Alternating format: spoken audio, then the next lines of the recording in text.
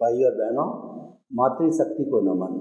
आज का हमारा बहुत सुंदर विषय विद्वान और पंडित का भेद। सामान्य दृष्टि से विद्वान और पंडित एक ही बोलचाल की भाषा में कहे जाते हैं कि कोई व्यक्ति अगर ज्ञानवान है उसको विद्वान भी कह देते हैं, पंडित भी कह देते हैं।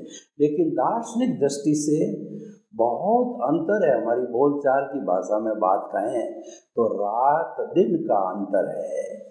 विद्वान व्यक्ति होता है वो इंटेलेक्चुअल होता है, और पंडित होता है वह इंट्यूशनल होता है।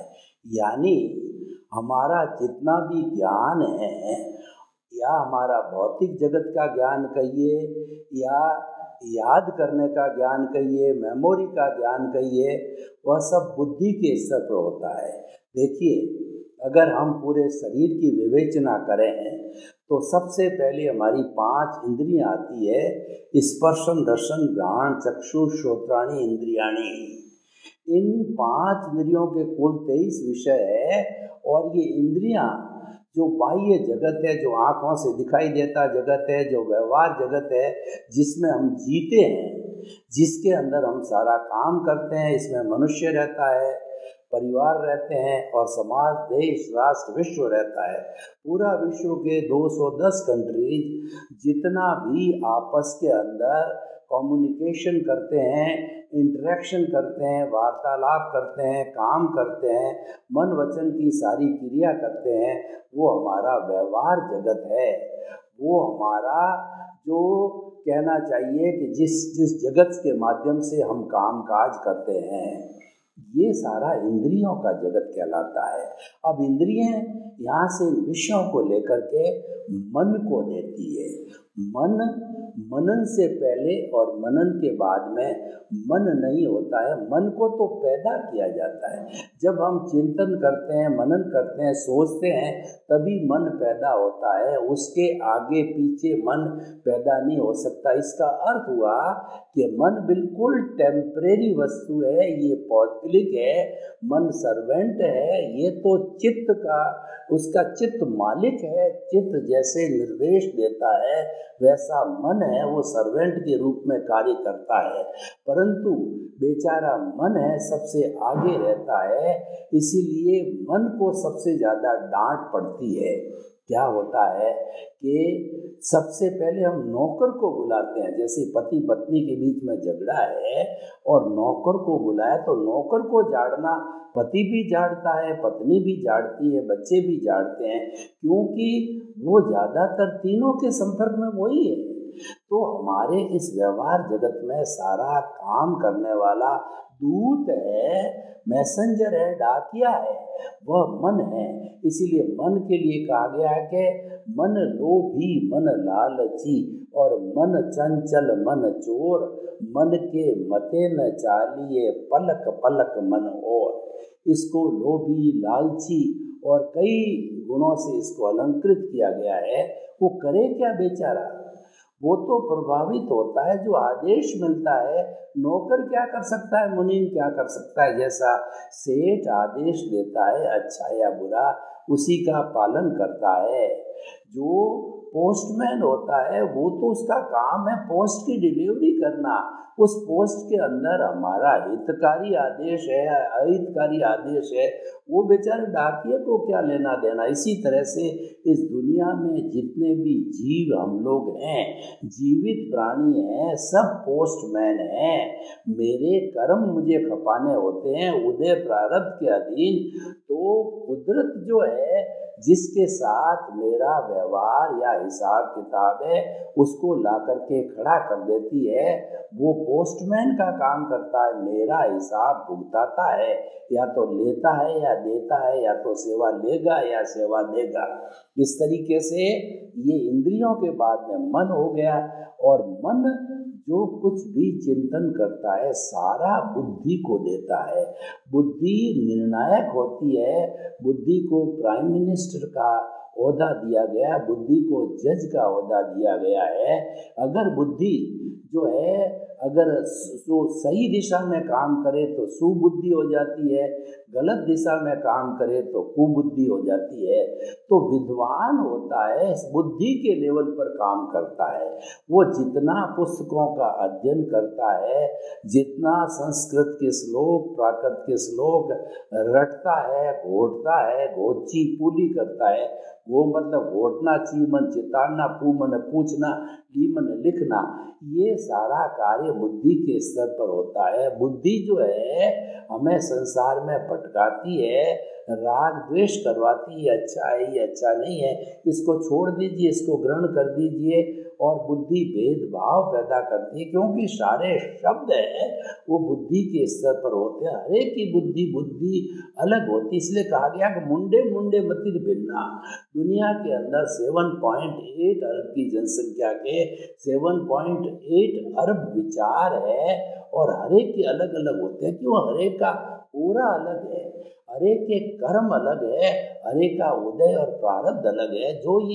जो व्यक्ति का मन वचन काया का जितना भी काम होता है, ये उदय और प्रारब्ध के अधीन होता है। इसलिए कहा गया है कि मन वचन काया तथा उससे जुड़ी हुई हर अवस्था मात्र कुदरती रचना है, और वो व्यवस्थित है। ये हमारे सनातन सत्य का आधार बिंदु है, ये सनातन सत्य का सिद्धांत है, जो कि व्यवहार जगत के अंदर काम करता है। और एक अध्यात्म जगत का भी सूत्र है हमारे यहाँ। एक व्यवहार जगत और आध्यात्मिक जगत का समन्वय है। अध्यात्म जगत का सूत्र है कि मन वचन काया से मुक्त ऐसा मैं शुद्ध आत्मा हूँ। क्योंकि मन वचन काया तो जड़ है, और जड़ है, और ये अवस्था है। हर अवस्था नाशवान होती है, तो अब नाशवान वस्तु का क्या अस्तित्व? लेकिन जो मेरा अस्तित्व है वो अनादि अनंत है, सनातन है, और वो यूनिवर्सल ट्रुथ है, सार्वभौम सत्य है। क्योंकि वो हमेशा रहता है। हमारा जो मूल स्वरूप का द्रव्य आत्मा है, उसका भूत भविष्य वर्तमान अनादि अनंत काल से, जब से कार्बन शरीर के साथ जुड़ा हुआ है, इसमें कोई परिवर्तन नहीं आता। और अंतिम समय जब ये मुक्त होकर के मोक्ष के अंदर ईश्वर स्वरूप होकर के परमानेंट सुख को, परमानंद को प्राप्त हो जाता है, आत्मानंद को प्राप्त हो जाता है, तब भी वही एक सा रहता है। तो इसीलिए विद्वान होता है वो बुद्धि के स्तर पर काम करता है, और बुद्धि हर एक की अलग अलग होती है, और बुद्धि के स्तर से वो आगे नहीं जाता है। वहीं पर वो बोलता है, तर्क करता है, प्रस्तुत करता है, अपना अच्छा बोल देता। वक्तृत्व कला होती है, और लोगों को समझाने की कला होती है। लोग प्रभावित भी हो सकते हैं। विद्वान व्यक्ति से सभी प्रभावित होते हैं, क्योंकि वो अच्छा बोल सकता है, अच्छा जानता है, वो अच्छा अभ्यास करता है, अच्छा सीखता है, और संस्कृत के दोहे, कहानियाँ इत्यादि वगैरह रेफरेंसेस वो सब कुछ जानता है। क्योंकि वह बुद्धि के स्तर पर काम करता है, वो ज्ञान का लाभार्थी होता है। इसीलिए सारा जो है वह अच्छी तरह से प्रस्तुत करने के कारण ही वह विद्वान कहलाता है। ये बात है। अब हम दूसरे स्तर की बात करते हैं। विद्वान बनना क्या बुद्धि का स्तर ही एंड नहीं है? उसके आगे बढ़िए। जहाँ बुद्धि नहीं पहुँच सकती, जहाँ शब्द नहीं जा सकते, वो संसार है हमारा, प्रज्ञा का संसार है, वो भीतरी जगत का संसार है, वो हमारे प्रभु का संसार है। और जिसको प्रभु के संसार में गोते लगाने का अवसर मिल जाता है, यानी प्रभु के दर्शन का अवसर मिल जाता है, और आत्म साक्षात्कार, इंट्रोस्पेक्शन, आत्मनिरीक्षण, आत्म परीक्षण के सब चांस मिलते हैं। यानी मुक्ति में जाने का रास्ता अध्यात्म का रास्ता है, भीतर जगत का रास्ता है। बाहर का जगत तो भुगतान है, बाहर का जगत जड़ का जगत है, भीतर का जगत चेतना का जगत है। चेतना के नियम अलग है, जड़ के नियम अलग है। जड़ तो स्थूल होता है, और चेतन बहुत सूक्ष्म होता है। हमारा जो प्रभु मूल स्वरूप का आत्मा है, जिसकी केवल हाजिरी है हर प्राणी के अंदर, तो वह तो अशरीरी है, तो वो तो कुछ भी काम नहीं करता, अक्रिया रहता है, लेकिन वह न हो तो कुछ भी नहीं हो सकता है। जैसे कि देखिए कि जो बैंक के अंदर मैनेजर होता है वो सारा मैनेजमेंट करता, वो तो केवल सिग्नेचर करता है, आदेश देता है, काम तो उसके नीचे वाले अकाउंटेंट, क्लर्क इत्यादि करते हैं। उसी तरीके से जो व्यक्ति किसी भी संस्था का हेड होता है वह तो केवल मैनेजमेंट करता, काम नीचे करने वाले होते हैं। तो हम प्रज्ञा जगत की बात कर रहे थे। प्रज्ञा जगत के अंदर शब्द नहीं है और बुद्धि के जगत के अंदर जो है वाइब्रेशंस नहीं है, दोनों अलग अलग है। वो सूक्ष्म जगत है, स्थूल जगत है। तो अब हम प्रज्ञा के जगत, सूक्ष्म जगत की बात करते हैं। वहाँ केवल वाइब्रेशंस है। और वाइब्रेशंस कहाँ से आती है? जैसा हमारी आत्मा से कार्बन शरीर का उदय और प्रारब्ध हो तो हर क्षण चलता है, तो उस प्रारब्ध और उदय के अधीन जो कर्म आत्मा और कर्म शरीर से छूट करके अध्यवसाय में आकर के कलरलेस लेशिया बन करके और वो अवचेतन मन या तेजस शरीर को टच होकर के और वो शुभ अशुभ भाव बनते हैं, शुभ अशुभ लेशियाएं बनती हैं, उनको वहाँ कलर मिलता है। और उस कलर के बाद से जो है हमारे इस स्थूल शरीर जिसका मालिक चित्त है, इस स्थूल शरीर के मालिक को चित्त कहते हैं। चित्त है वो चेतना की शक्ति है। इसीलिए कहा गया है कि हमारी आत्मा अनंत चित्तों वाला है, क्योंकि हर एक को एनर्जी उसको देनी पड़ती है। हम जानते हैं कि पूरे शहर के अंदर और वहाँ आपको बिजली कहाँ से मिलेगी? पावर हाउस से मिलेगी। तो पावर हाउस तो एक ही होता है एक एरिया का, तो सबका पावर हाउस हमारी आत्मा है। और उसमें लब्धि वीर्य होता है। वह लब्धि वीर्य जो है वो हमारे इस स्थूल शरीर को वो हमारे इस चेतना वाले जो है वो चित्त को देता है, और चित्त हमारे इस बॉडी को गवर्न करता है। तो चित्त को स्पर्श करके वो जो भाव होते हैं वो एंडोक्राइन ग्लैंड्स जो है उसको विचारों में बदल देते हैं, जो कि बुद्धि के स्तर पे आते हैं।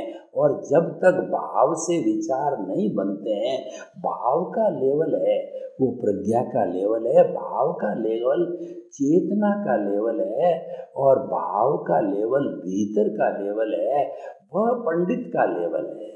तो क्या डिफरेंस हो गया कि विचार का जो सिस्टम है वह जो है विद्वान का है, और भावों का जो सिस्टम है वह पंडित का है। व्यक्ति बदलता है भावों से, भावों से विचार बनते हैं, विचारों से भाव नहीं बनते हैं।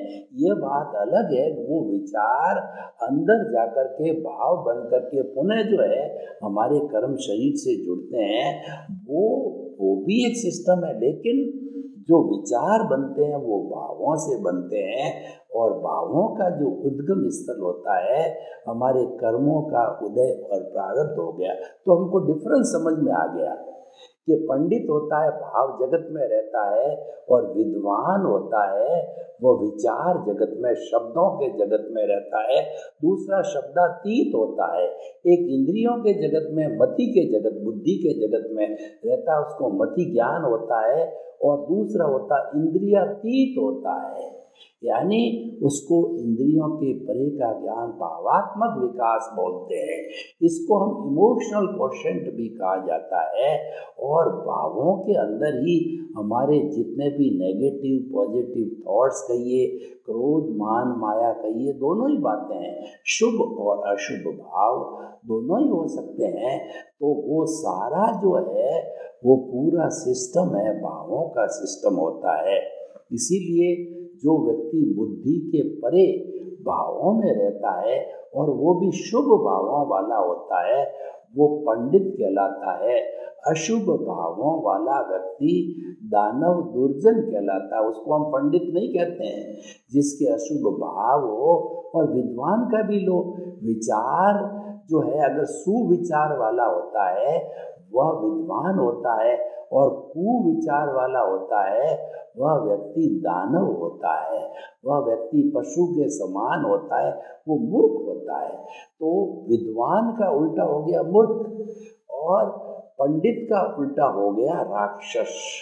पंडित है शुभ भावों में रहता, शुभ भावों वाला कभी भी गलत कार्य नहीं करता, किसी का शोषण नहीं करता, भेदभाव नहीं रखता, किसी के प्रति दुर्व्यवहार नहीं कर सकता, क्योंकि ये शुभ भावों का लक्षण है।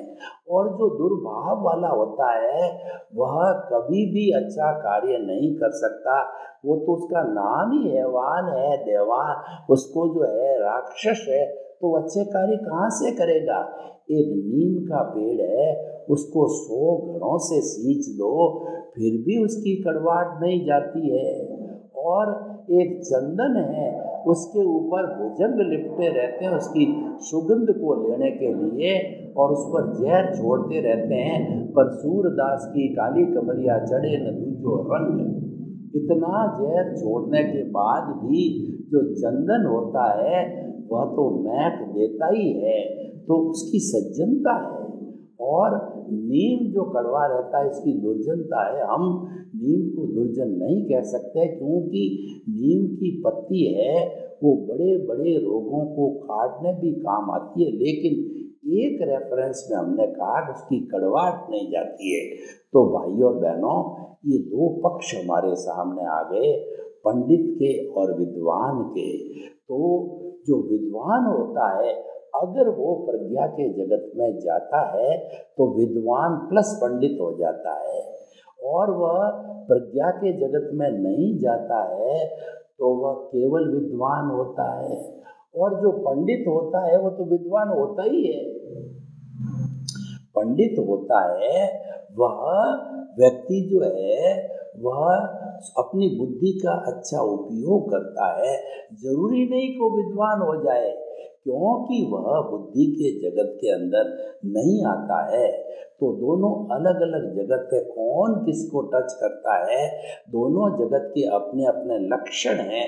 जो जो टच करेगा वह उसकी प्राप्ति करेगा। अब मैं जो हमारा इंट्यूशनल जगत है, यानी जो बात मैंने प्रज्ञा के जगत की बात करी, उस प्रज्ञा के जगत में जो भी जाता है वो उन्होंने 1 डज़न बच्चों को सबको सुसंस्कारी बनाया, कुबेरपति बनाया, विद्वान बनाया, किसी को कलेक्टर बनाया, किसी को जज बनाया, और किसी को इंजीनियर बनाया, चार्टर्ड अकाउंटेंट बनाया, बड़ा बिजनेसमैन बनाया। वो कैसे बनाया आप मुझे बताइए।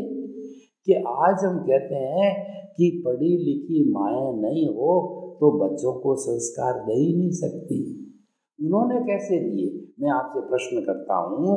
तो उन्होंने अपने इंट्यूशनल पावर से दिए, क्योंकि ये इंट्यूशन तो हमारे भीतर है, ये तो हमारे भीतर एम्बेडेड है, हमको कहीं बाहर से लाना नहीं है। विद्वान बनने के लिए आपको किताब चाहिएगा, आगम चाहिएगा, धार्मिक पुस्तकें चाहिएगी, पर इंट्यूशन तो आपके भीतर का है, वो तो आपका प्रत्यक्ष ज्ञान है। बाहर का जितना भी ज्ञान है वो तो परोक्ष ज्ञान है, उससे विद्वान बनता है, और प्रत्यक्ष ज्ञान तो भीतर है। आप प्रभु को याद करो, प्रभु की भजना करो, प्रभु को समर्पित रहो, तो वह इंट्यूशनल पैदा हो जाता हो, तो तैयार बैठा है देने को। आपका सबमिशन, आपका डिवोशन, डेडिकेशन होना चाहिए, वो तो तैयार है और देता भी है और दिया भी है। जो जो भीतर के जगत में गए हैं, और बड़े कहना चाहिए कि तन्मयता के साथ, समर्पण के साथ जब उसने प्रभु को समर्पित किया कि द्रव्य कर्म, नौ कर्म और भाव कर्म, मन वचन काया तथा मेरे नाम की सब माया, आप प्रकट प्रभु के सुचरणों में समर्पित करता हूँ। जब भीतर के प्रभु को गुरु मान करके उसको समर्पण करते हैं तो वह गुरु जो है भीतर का ज्ञान देता है, प्रज्ञा जागृत करता है। ये प्रज्ञा जो जागरण है ये ज्ञान देने के समान है। हमको बाहर का जो सद्गुरु या ज्ञानी पुरुष मिलता है वो यही करता है, जो भीतर का प्रभु करता है, क्योंकि प्रभु तो सर्वशक्तिमान है। प्रभु के समान इस दुनिया में कोई शक्तिमान नहीं है। वो तो अनंत ज्ञान, अनंत दर्शन, अनंत शक्ति और अनंत सुख का धाम है। उसके बराबर कौन हो सकता है? और ज्ञानी पुरुष होते हैं, उनका प्रभु जागृत होता है, उनकी प्रज्ञा जागृत होती है। वो वीतराग की तरह होते हैं और करुणा के सागर होते हैं। इधर हमारा पुण्योदय और उधर हमको जो है गुरु मिल गया, ज्ञानी पुरुष मिल गया, हमको ज्ञान मिल गया, तो हम इंट्यूशनल हो गई, प्रज्ञा जागृत हो गई। हमको गुरु के द्वारा, सदगुरु सदज्ञानी पुरुष के द्वारा ज्ञान मिलते ही हमारा जो समर्पण हमने किया था, भक्ति भाव उनको प्रेषित किया था, तो हमारा कर्ता पद समाप्त हो गया। और वैसे देखा जाए, हमारा जो ये कार्यक्रम जो सनातन सत्य है, ये कुदरती कुदरत के कानून पर आधारित है, तो उसके अंदर क्लियर है कि कुदरत के ऊपर कोई नहीं है। कुदरत सुप्रीम है, कुदरत सबकी माँ है, कुदरत 84 लाख जीवा योनि जो बर्थ प्लेसेस है और संख्या जीवित प्राणियों की असंख्य अनंत है, उन सबको जन्म देने वाली, पालन पोषण करने वाली, और वो सभी प्राणी अपने मन वचन काया की क्रिया कुदरत के अधीन करते हैं, कुदरत के जो है कंट्रोल के अंदर करते हैं, कि कुदरत ही जो क्रिएटर, ऑपरेटर, डिस्ट्रॉयर हम सबका, तो उसके अधीन काम करती है। तो वो हमारा आधार है और हम सनातन सत्य देते हैं लोगों को, अल्टीमेट ट्रुथ, सार्वभौम सत्य और ultimate reality of this Cosmos देते हैं। हम लॉ ऑफ द नेचर बताते हैं। वो लॉ ऑफ द नेचर ये है कि प्रज्ञा के जगत को जागृत करो, आप पंडित बनो, आप इंट्यूशनल बनो। अगर जीवन के अंदर आप पंडित बन गए तो मान लीजिए कि आप जो है, आपका सब काम हो गया, आपको अब कुछ भी करना बाकी नहीं है। पंडित का अर्थ ये हो गया कि आप बहिर आत्मा से अंतरात्मा पद पर फॉर एवर विराजमान हो गए, और आपका कर्ता पद, जो कि कर्म बंधन का कारण करने वाला था, और जो कि क्रोध मान माया लोभ मोह का संसार, अहंकार का संसार का को चलाने वाला था, वो समाप्त हो गया। यानी गुरु की कृपा से, ज्ञानी पुरुष की कृपा से आपका जो अनंतानुबंधी कषाय दर्शन मोहनीय है, वो भस्मीभूत हुआ जब आपको अंतरात्मा पद मिला, वरना नहीं मिलता। और आपको जो है वो पंडित बना दिया। अब आप प्रोग्रेस करते रहो धीरे धीरे। साथ में आपको 3 बड़े गिफ्ट दे दी, 100% प्रीति थी, 15% जागृति और 2% अनुभव। ये त्रिरत्न दिए आपको, ट्रिपल ज्वेल्स दिया, ये आपको त्रिवेणी संगम दिया, और आपको 5 आज्ञा का सुरक्षा कवच दिया। अगर आप इस सुरक्षा कवच में रह करके और त्रिरत्न की साधना करके और आप आगे बढ़ते हो, तो आपको निश्चित ही मुक्ति मिलेगी। इसके अंदर कोई संशय की बात नहीं है। तो भाइयों और बहनों, हमने आपको भेद बताया।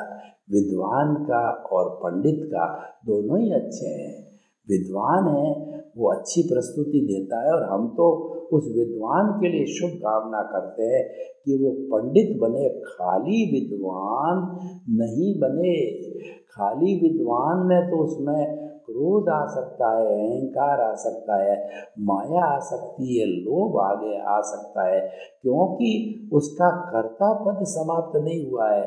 और जब पंडित बनता है तो अकर्ता बन जाता है, वह निमित्त निर्दोष अकर्ता और शुद्ध आत्मा का जो है वो चिंतन करने वाला बन जाता है। तो दोनों अच्छे हैं, लेकिन एक तो व्यवहार जगत वाला व्यक्ति है और एक निश्चय जगत वाला व्यक्ति है।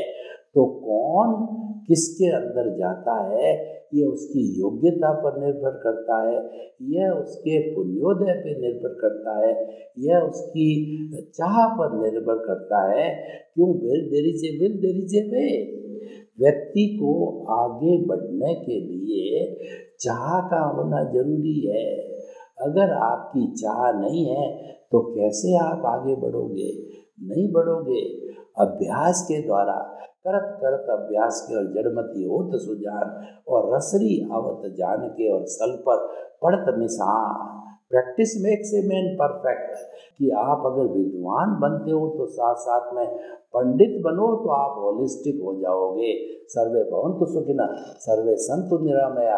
लोक के सब जीवों को सुख मिले, शांति मिले, आनंद मिले और सभी जो है विद्वान के साथ साथ पंडित बने। आपके प्रति शुभकामना, मंगल भावना। ओम अरहम।